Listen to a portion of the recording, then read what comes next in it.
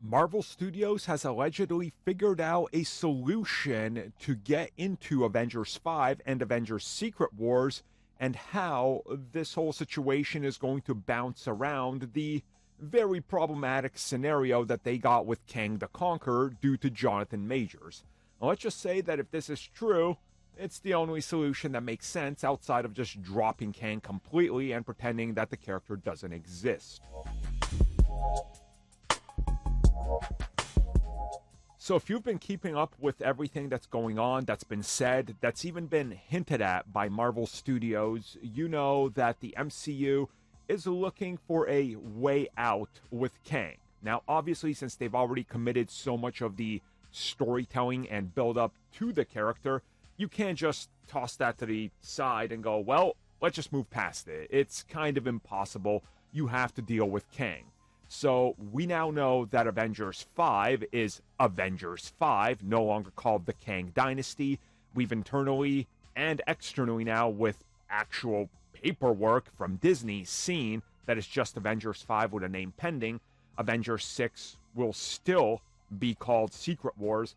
Obviously, Kang Dynasty is changing.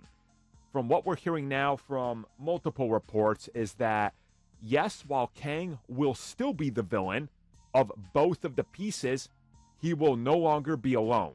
The whole reason that it's not called Kang Dynasty is because there will be a second villain that's either on par or bigger than Kang in that one, and that Kang will obviously factor into Secret Wars because he has to. That's the way it was narratively formed.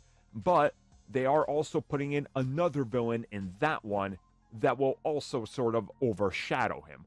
Which, again, I think if you have a talented writer, super talented writer, I think you can easily get away with that and do it with relative ease and simplicity without having to really worry about fans complaining or anything like that, especially if you pick like a good villain.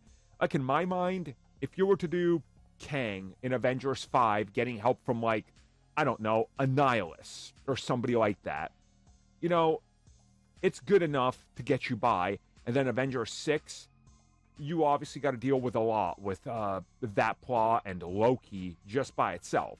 So you're going to have to deal with Kang, but also another villain, whether it's a multiversal threat or a giant cosmic threat or whatever.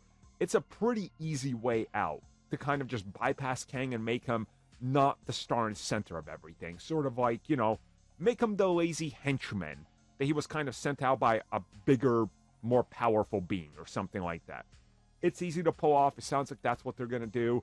I'm honestly okay with it. I don't think there's anything that kind of gets me worried about anything here. So I don't know. I don't have a problem with it. How about you guys? What's your thoughts on this? How do you react to this? What do you think of this idea? Do you think it's going to work at all?